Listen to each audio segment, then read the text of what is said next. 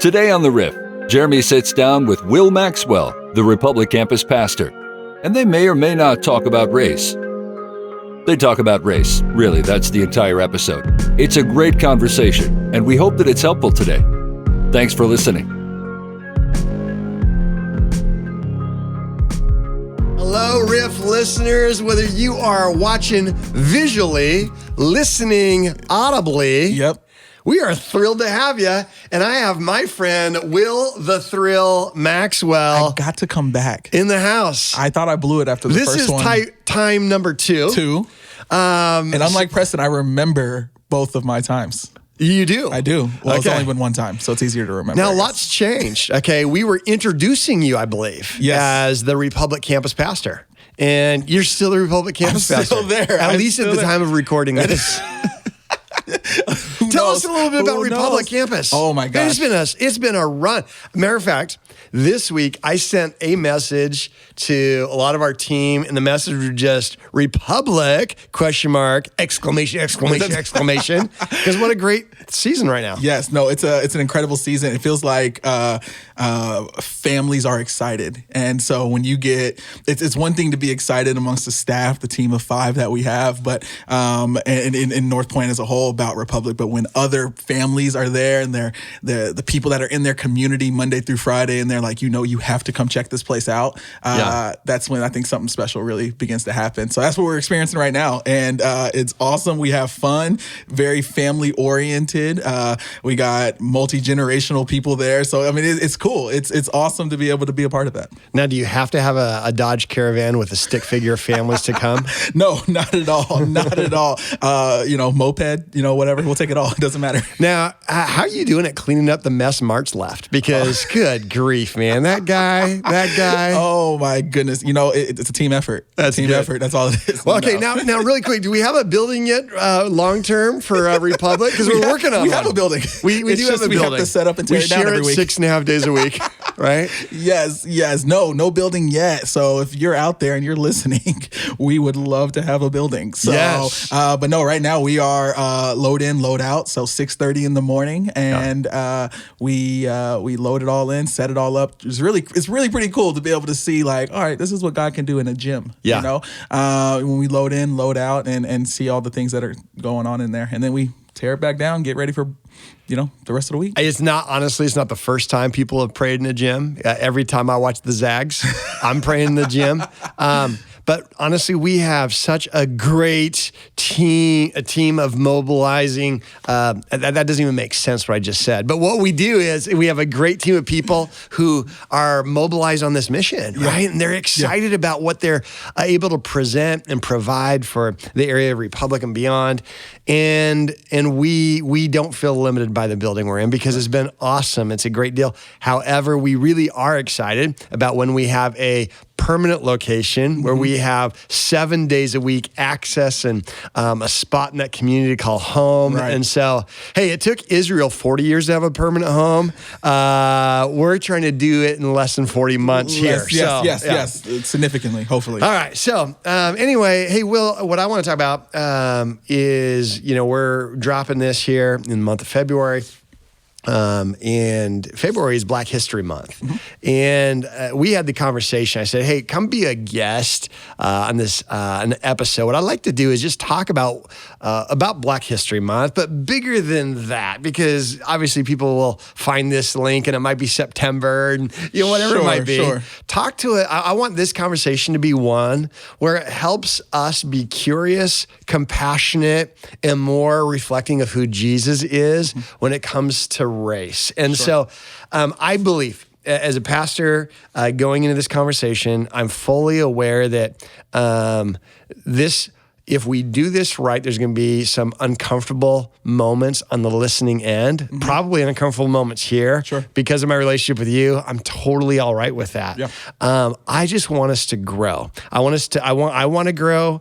I want us as a church to grow when it comes to our role in being a diverse picture of who Jesus is in a community, we've got a lot of room to grow. So that's what I want to do today. So if you're listening, man, have that prayer. If you're still listening, if you're still listening, if you're still here, what we'll probably put as a title is a really fun title, so no one like decides before they get a chance to listen to it and not listen to this. Exactly. No, but for real, Will, talk to us a little bit about Black History Month. What does that mean to you, and what does it feel like on in your world as you walk through the month of February? Sure, absolutely. Yeah, no, Black History Month is for me, it's a time.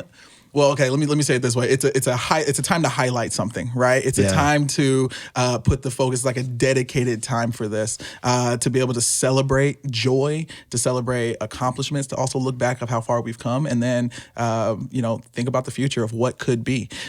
So when I think of Black History Month, I can't help but to think of there's pain that comes with it, and it sucks really, but I think about the great people who have been those examples that have there's some great leaders who saw a cause, who stood up for what was right, and then kept and persevered through it all. And so to me, that's what it means. But then also I gotta take those characteristics of some of those great leaders that we've heard about, that we've studied or whatever that may be, and adopt those into my life and apply those to my life and then pass those down to the next generation.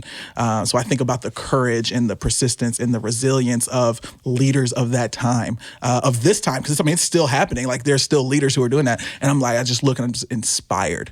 So that's what, Black History Month means for me. Yeah. So there's a lot there. And if it's a tapestry, I want to turn it backwards and I want to pull a bunch of strings. Do it. Who are some civil rights leaders, people who have led in such a way, written in such a way that you would just put them in a spot where you're saying, man, these are people I really look up to? Sure. Yeah. You got your big ones, right? Dr. Martin Luther King Jr. You got, Congressman John Lewis. You got some of the big ones in there. You got some controversial ones like a Malcolm X, and you're like, whoa, well, aren't you a Christian like Malcolm X? Whoa. But man, you look at some of the stuff that he wrote, and there was some eloquency to it. There was a lot there. Give me an example. Give me an example of something that Malcolm X would have said that you're like, man, I don't think we should dismiss this. No, I think he was able to articulate anger and hurt and frustration in a way that that resonated with a lot of people, but it was the real state of Black America in that time. And so when I think of today, it's almost like, I guess from my perspective, it's like, what do you have to be angry for? You got this, you got this, you got that. No. There's still so much to go. And I think that's what Malcolm X was communicating often. Now, was he a perfect man? No, not at all. But I think the communicating of that passion he had to see Black America push forward. I think that's something that is not to be ignored. And so that's another person I think about who was willing to stand up against, the things that were going on. And, his methods were a little different, but he's always kind of talked about, I actually love talking about this, but he's always kind of known as that, the opposite, the anti-Martin Luther King, right? And you see that, but you as you read and study, you kind of see him, leaning a little bit more towards what Martin Luther King Jr. was saying. But then actually towards the end of Martin Luther King Jr.'s life, you kind of see him leaning towards, Malcolm X. So you kind of see them kind of come to this middle ground that they have. So I think that's inspiring. I think that just shows that Black people aren't monolithic, that there's different perspectives and all of that. So, another, person, James Baldwin would be another person that I think was a great communicator who was in those spaces that a lot of Black people weren't allowed to be in. I think the list just goes on and on to even there's the no-name ones. There are people who are just boots on the ground starting organizations that you hear about today. So the civil rights movement was just a culmination of things that were going on for 20, 30 years prior. That's wow. Yeah, a lot of people, so many people. let me ask a true or false question. This one's super easy. Okay. True or false? Has America solved racism? I would say false. That's not fair. I would say false. Why would you say false? Can you solve? Like, there's so much. Oh man, that's a big one. That's a big question. I would say no, we haven't solved it. But I think I would be it would be wrong or unfair of me to say like, oh, like we haven't progressed. Because we have. But when you look at systemic racism, and I say it that way because there are systems that are in place that keeps the cycle going. So when you think about those things, we still got things to do. We still got a long way to go. You turn on the TV, there's still systems and there's still things. I heard a guy say at one time, there's that residue of racism that's still there that we haven't quite figured out how to wash off. And when you think about, and here's the thing, like we understand this in concept, right? We understand things getting passed down. There's generationally, right? There's that story of the. I'm gonna butcher this story, but if anyone knows it, you might make it better. I might make it better. Who knows? Who knows? The Mom and the Ham. Do you know that one? Not yet. Cool. Let's go. Let's figure it out. But like, it's the idea of like, okay, Mom makes a ham. Daughter comes up to the mom and says, "Hey, why do you cut?" Is this a Jewish story? It doesn't sound like a Jewish story. No, not at all. Okay. Not at all. But why do you cut the edges off the ham? And she's like, I don't know. My mom always did it. You should ask her. So the little girl goes and asks her grandmother, and she says, "Hey, why do you cut the edges off the ham?" And the grandma's like, I don't know. Maybe it's to soak up the juices. I don't know. I learned it from my mom. You should go ask her. So the little girl goes and asks her great grandmother, and she says, "Hey, why do you cut the edges off the ham?" She goes, "I never had a pan big enough."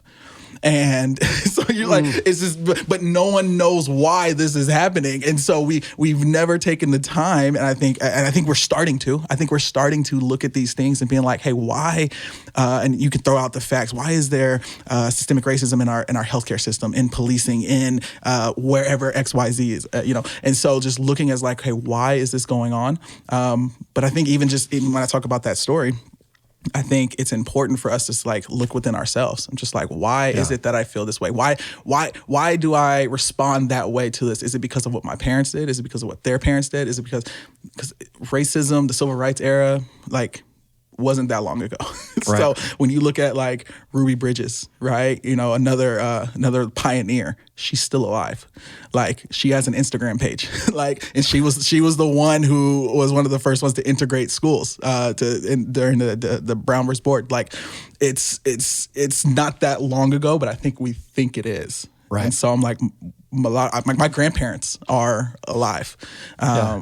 Who experienced that, who were around, who would have saw that on TV, who would have, so we're not that far away. And so to answer your question, have we solved it? No, because I still think we're still identifying the damages that have been caused, and we're still identifying the systems that were in place. So I don't think we've solved it yet. You grew up right here. You grew up in Indianapolis and here, right? But this is home now. So I've been here for a while. How old were you when you moved? I was a freshman in high school. So whatever that is, 14, 15, something like that. Yeah. So I'm assuming demographics in Indianapolis was way different. Slightly different, just a little bit. Yeah. Yes. So what was it like being African-American, freshman in high school, going through high school in Southwest Missouri? Now we are Springfield, probably one of the more diverse areas of Southwest Missouri, but I would doubt that it felt super diverse compared to Indianapolis. No. Walk us through what were the race dynamics of that for young Will? Yeah.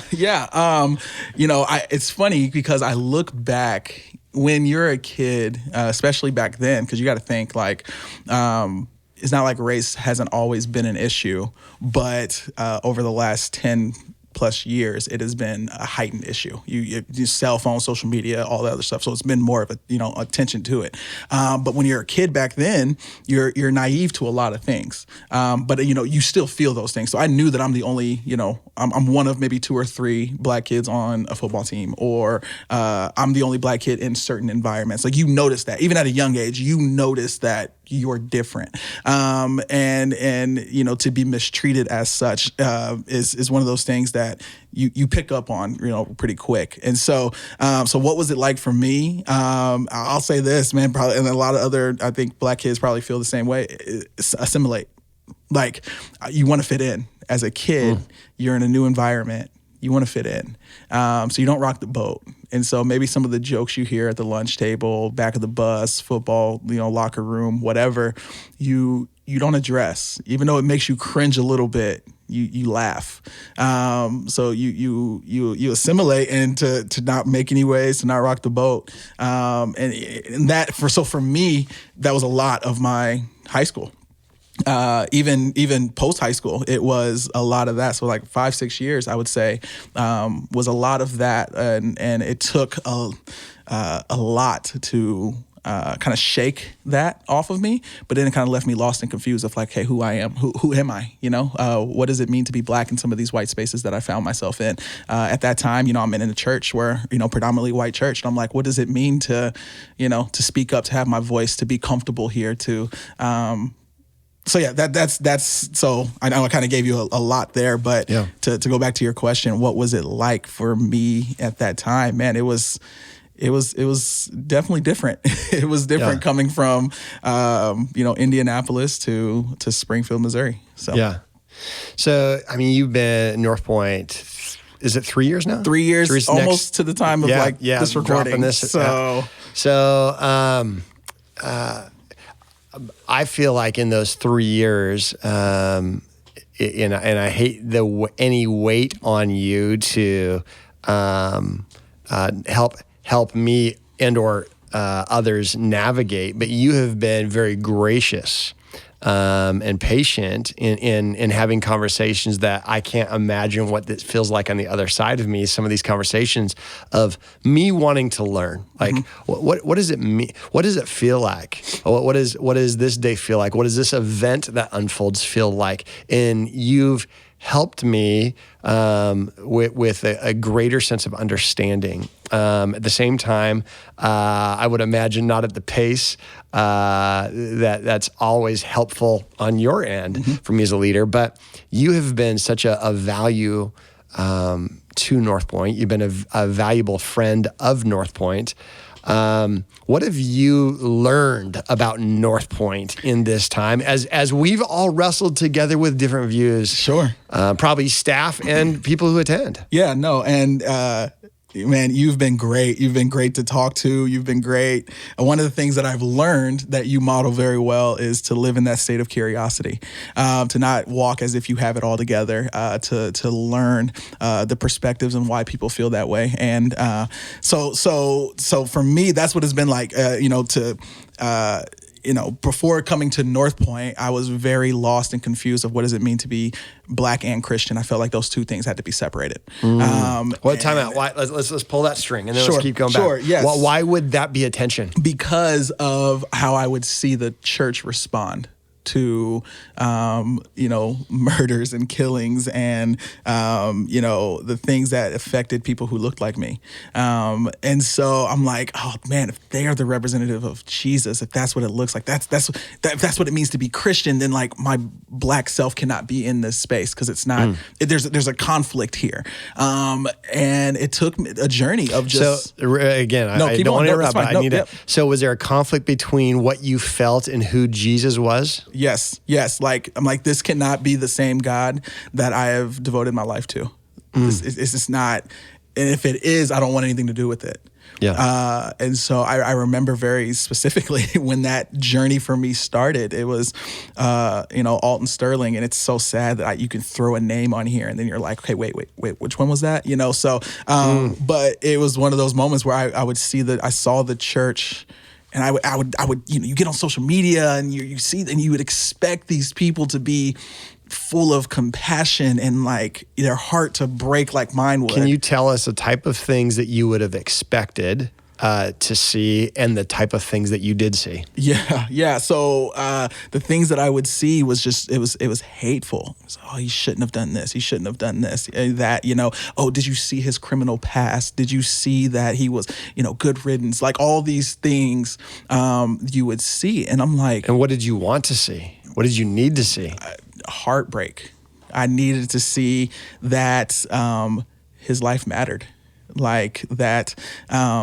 That this is a horrible situation, that this should never have happened, because there's just no reason for it, and then maybe this helps a little bit, but like one thing that I learned is like when we see, and I try, and I don't, let me back up because I don't want to speak for everyone.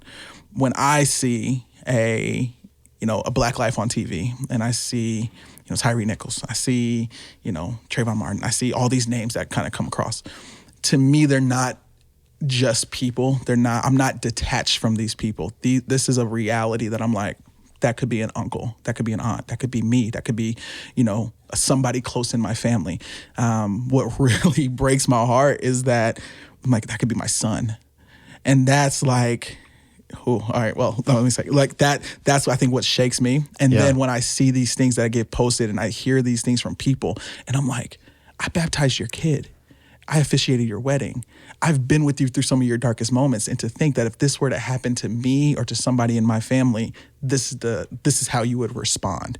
And I'm like, me, you know that I'm not a threat. I'm not, right. You know what I'm saying? Like, so to answer your question of the things that I wanted to see that compassion that I know comes from the same God that we so believe in. If we all sit up there and we quote loving your neighbor, we quote all of these scriptures about how God is love, how all of these things, should be a part of our day to day.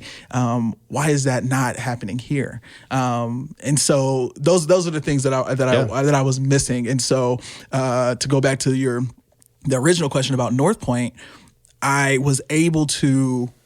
You provided a safe place for me to find and follow Jesus. And what that looked like was me figuring out, okay, what does, how do I fit into this? Does God still have a plan for me in this? Can I be 100% authentic in myself in a space and still glorify who God is and still be able to chase after him? So that's kudos to you. That's kudos to this organization, the culture you've created. And yes, there have been differences. Yes, there have been conversations. Yes, there have been things that have happened. But I would like to think that I carry myself in a way, and I've not always done this, and that's something you've helped me with, but I carry myself in a way that like, I'm going to lead with love, and that like, we can come to this. It's like, hey, I love you enough to listen to you. I love you enough to at least get you the benefit of the doubt, to be able to be curious about maybe why you feel that way. So yeah, I think that's, I know I said a lot there, but that's really good. I wanted to throw some questions out that I think are very uncomfortable, not in a way to put you on the spot. And what? So let me address the purpose of this, and then let me ask a couple questions. Sure. As North Point, I think it's so helpful for us to be compassionate people, and I know that we have. We have a community that I believe, now I'm an optimist, I believe that we want to represent Jesus and reflect Jesus. I believe we don't want to have any smacks of racism or the residue of racism. Yeah. I also believe, even unintentionally, it might be there for many of us. Mm-hmm. And so there's some conversations I feel are some quick ways to decide if I'm curious or if I'm already going into judgment mode. And so I want to bring out a couple of those. Okay. And for our listeners, if you find yourself any of these topics that you're like, man, no, I'm instantly against this, or I instantly have an opinion about this, I honestly feel like that's the Holy Spirit's job then to come in and say, hey, be curious. We'll pull that be thread compassionate. Of why. Yeah. Why does that come up? Go ahead. So one question would be this.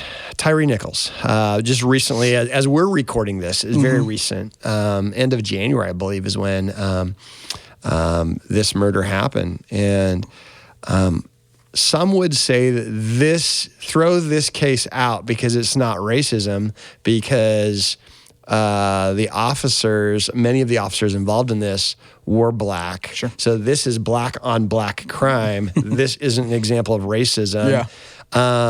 Is that as easy to dismiss as what I just described? No, I would say this is a clearer picture than if it were all white officers of the systemic issues that happen. And so what I mean by that is that there's just anti-black policing. I mean, that is a thing. And so when I talked about earlier about assimilating, about this culture, about of being a part of this community or whatever, I think you see that, right? I think you see that played out in that particular situation. It's I guess you could call it tricky, but let's strip away everything else and just look at the situation as is, of just like, it doesn't need to be necessarily an us versus them. Let's identify the problem and like, let's look at the facts that there's a young man who's not going home. Yeah. And I think, man, shame on you, anybody who tries to politicize this, for something. I understand that's the culture and the time that we're in. But like, if your knee-jerk reaction is to be like, well, I'm glad they weren't white. Like, then I think your first thought needs to be, this is heartbreaking that this, somebody, and there's going to be a funeral that has taken place for him. Yeah. And I think that's, and it shouldn't be. So what do we do about that? What do we do to make sure that there aren't unnecessary funerals? Yeah. You can talk about the methods, you can talk about all these things, you can but I think all of those need to be on the table to make sure that life is preserved. That, and this, it's personal, right? I think you made a statement a little while ago, and maybe we'll dive into it later, but the statement Black Lives Matter, right? And how it's turned into this political type deal. And it's not a political thing, it's a personal thing. And so when I think of that, like my mind goes, I'm like, there's a weeping mom. I think as a parent, man, like the mom was 100 yards away. I'm like, could you imagine as a parent you witnessing something like that? Right. It doesn't matter your race, take everything out of it. Put yourself in your shoes and imagine that's your kid, a loved one. And like, wouldn't you want to do anything to make sure that never happens again? Yeah. And so when you want to make sure that like your neighbor, that doesn't happen to them, you know what I'm saying? Like, so like take the other stuff out of it and just like, let's focus on these things. So yes, okay, I get it. Yes, they were Black officers, but I think you have to look at, there's an issue of why. Why does this happen? Why does this continue to happen? You look at a few years ago, I remember body cams being a big thing. And you're like, yeah, this should stop things. This should solve things. And you're like, oh, no, we're seeing it more often now. Like, why is that? Why did this, let's talk about that specific situation. Why did this happen? And I'm not trying to put like my opinion or anything, but these are just my thoughts. Because honestly, I have not actually talked about this. Is the first time I've actually talked about this. I haven't watched the video. I've only read up on what's going on. But like, why is this? The body cams are on, so you're being recorded. So either you think that what you've done isn't wrong, or you're not worried about the repercussions of it. So I'm like, there's a system here in place that has to be, so anyway, that's I guess I got like my thoughts. I don't remember your question. I kind of went on a tangent there, but that's it is. And so when you say systemic, there's systemic issues. Sure. That's why as a white person, that word was an uncomfortable word for me. Yeah. But I have forced myself to be curious on this. And in that journey, realizing what you're talking about is then it's not about what race committed the murder. Right. It is about what system allows a confidence, what training sends people into one neighborhood as a protector and another neighborhood as a punisher. Yeah. And if that's, and what I'm saying, I think there's a lot of great cops. I'm thankful for officers who serve and protect. Absolutely. At the same time, we cannot then ignore the curiosity. Is it possible? Is it possible that there is training, there are systems in place in areas, whether it's widespread or specific areas, that are racist. And this would be an example of yes. Yeah. Not only is it possible, it's probable. And that's why I want all of us, I think it's healthy to go from absolute, I'm not open to the conversation, to curious, because that's where compassion hides. Absolutely. Compassion hides on the other side of curiosity. Yeah. And then you say, if it's possible that there's such a system where even black officers, because they're in a system, feel entitled and brazen on camera, then maybe we have an issue. Yeah. There's another phrase that I've been uncomfortable with, and I've found as I've been curious about this, seems like others have been uncomfortable with this phrase. And it's a phrase, you mentioned Black Lives Matter, and the cousin phrase is white privilege that seems to be equally uncomfortable for people of my skin tone. Sure. And let me tell you why I am no longer, it's not a conversation stopper. It's a curious journey for me. Is I realize in this era of humanity, I've had access, I've had a lack of limitations based on my race that was very normative to me, that just doesn't seem to be as normative to others in this part of our world that haven't been white. Now, have we made progress? Is it the same as it was 50 years ago, 40 years ago, 100 years ago? Probably not. So for me, I've gotten to the spot where I don't say white privilege means there's been no progress. Right. I'm able to say that white privilege exists. We've had progress. Right. I'm not racist. And all of those live in the same spot in my mind. Why do you think that might be helpful for us to still evaluate the truth that Black Lives Matter does not mean white lives don't? Yeah. Yeah. How is that possible? Because some people feel that if you say Black Lives Matter, it means that other lives don't. Right. Yeah. No, I think, well, one, history would probably disagree that, Black lives always matter. I think when people say like all lives matter and all this other stuff, like there are things that have been done in history that would suggest, the opposite. Now those are history. Those are facts. Those even are things American that, history, American history by white people. Yes. And so when you hear Black Lives Matter, and here, let me say this, like, I'm not I take the political side out of it, because I know that there are things that have been done with the organization that have been used against to discredit those type of deals. But I'm talking about the which statement become instant conversation stoppers to some. Yes. So I totally agree. I'm in the same deal. I'm not politically writing a check right now for an organization.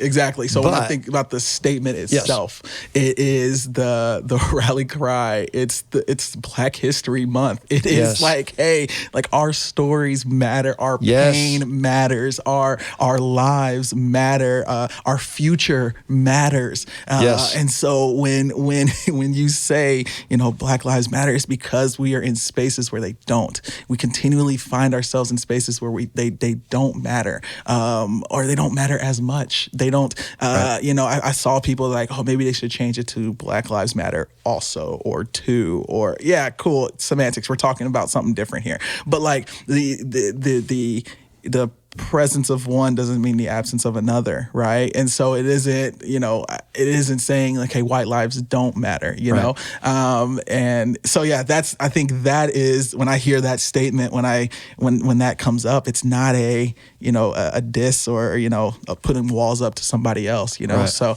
and then you said something about white privilege, where I think about just, why is that? Like, it's been villainized, but I'm like, in any other circumstance, we wouldn't have a problem with this. Right. Like, we understand that there's privilege out there. Right. If you're a woman, you understand that there is male privilege. If you are,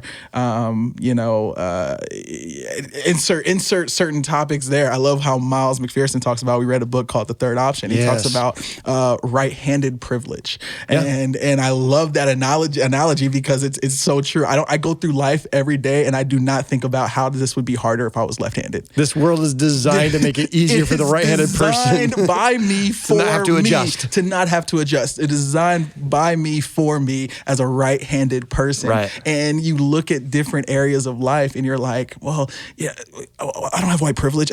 No, you do, but we're not mad at you for it. Like, I mean, be different, it could be different, but like, use that. How do you use your white privilege in that? Do you use it for a higher purpose? Do you use it to get into rooms and start conversations? Do you use it in your hiring ability? Do you use it as, whatever? Are you conscious of the fact that you're in rooms and you're the only white person in here? Well, can you use your white privilege for that? Can you use, the access that you have that other people do not because of that? So it's not a matter of like, I never had to work hard a day in my life, or that we're saying that you never had to work hard. No, we're not saying that. The conversation I get back is like, well, yeah, I grew up poor. I grew up dirt poor. How do you say I have white privilege? That's not what that's about. It's that there are certain doors that open up to you that aren't even available for me. There are opportunities that you have that we don't see, that we have to work a lot harder to see. And so the cousin statement, Black Lives Matter, All Lives Matter, white privilege, all of these definitions and all of these things, I can see where it could be divisive. I can see where they can be weaponized and everything, but man, can we get to the why behind it? Like, yeah. The curiosity of this, the conversation of it, the compassion of it, that's where we're going. And I understand when we talk about this on the weekend, and I'm sure at some level it's uncomfortable even in a podcast setting. When we talk about it in a weekend where we see thousands of people or hundreds of people around us, and it almost feels this pressure to, do I visually agree with this or not? That's a lot of pressure for someone, and it can become very uncomfortable. Not that we shouldn't ever talk about it, and there's times we do. I'm well aware that when there are times that we do, some people are not ready for the conversation or refuse to have the conversation, or will make sure they go to an environment where they don't have to have the conversation. Right. And I get that. I don't take it lightly because we have a big mission we're on, and it includes a lot of us. But I also believe fundamentally that the message of Jesus Christ is all-inclusive, is so liberating, and I believe we have to take steps. And so as we talk about this, I do want to challenge all of our listeners is I'm not attacking any of us. I am challenging all of us to ask the question, is it possible that I've not been as curious as I need to be about what life is like for those on the other side of me? Yeah. Is it possible there are systems in place that make it unnecessarily difficult for some to be able to have the freedom and opportunity, and it's based on something like race? Is it possible that I refuse to have conversations in areas that I'm selectively teachable, that teach me about the book of Romans, teach me about financial management, but don't talk to me about, and some people might say, well, it's a slippery slope. Now it's going to become, you're all woke. Now, and for me, honestly, that phrase, I'm not afraid of the word woke because it's the alternative, dead asleep to the issues that are important. Yeah. And my that's goal, what Martin Luther King Jr. talks about is like being ignorant. Like that's one of the most dangerous places that you can be, is willfully ignorant. And so when Black History Month is a great time for you to learn. It's a natural time to have that conversation. And if you're listening to this later, it's still a good time to have the conversation. It's not just February? Not just February. And it's one of the things where February's love month, Valentine's Day. But if I only did that in February, my marriage marriage would be pretty shot. If I only expressed that love. So I say that to say, I'm like, yes, you're absolutely right. But it's an opportunity for you to learn and grow, and it's a natural time. There's resources everywhere for you to do this. But I also go to say the compassion of Jesus is, how do you fully love somebody if you don't fully know somebody? If you don't take the time to fully understand the shoes that they're walking in, and to celebrate the differences, to celebrate diversity. Don't live your life colorblind. Don't live your life that way. Celebrate the differences. Race. I don't see race. I don't see color. Race. Well, how do you live at a stoplight? It's shout out to everybody who actually is colorblind. So there is a way. I know Preston's there. Sorry, my bad, buddy. But there's it's one of those things where just celebrate each other's differences. Be curious about it. You may not land in the same place, but the goal is not necessarily to be in the exact same place, but how do we get closer together? Yes. It's that goofy triangle thing, right? How do we get closer to Jesus? How do we get closer to loving one another and living in that harmony and fighting for peace and seeing, humanity for what it is God's beautiful masterpiece that we have here. And how do we fight to be a safe place for people to find and follow Jesus? And a great picture of that, diversity. Just people who get together, who worship together, who love one another despite all the other stuff. I think it'd actually be a decent warm-up for heaven. Right? So I would say some people are going to be real shocked when they get there. So no, absolutely. Yeah. Absolutely. I would say for those listening is, one, I think there's some natural fears to some of these conversations. If these are first conversations or the longest conversation you've had of this, there are some natural fears you might have. And they're not bad, but they're going to be natural. Like, hey, is this a political thing? No. Is North Point trying to become all Republican or all Democrat? No. Is North Point trying to take over school boards? No. Is North Point trying to? No. But what I want all of us to do is, one, thank you for listening this far. Let's have grace to grow. Grace to grow, yeah. Let's just say, let's say you have a little bit more curiosity, a little bit more compassion. Just go with that. Mm-hmm. And we're not going to pressure you. We're not going to try and lead so far that no one wants to follow. We just want to be a little bit more like Jesus. And if we do that every day, I just feel like God can use that. I feel like that's going to feel loving, and people will feel loved on the other side of it. Will, I appreciate you having these conversations, this conversation with us today. And I don't want you to wear the weight of you have to always have this, but you've been such a proven champion of our vision and values at North Point.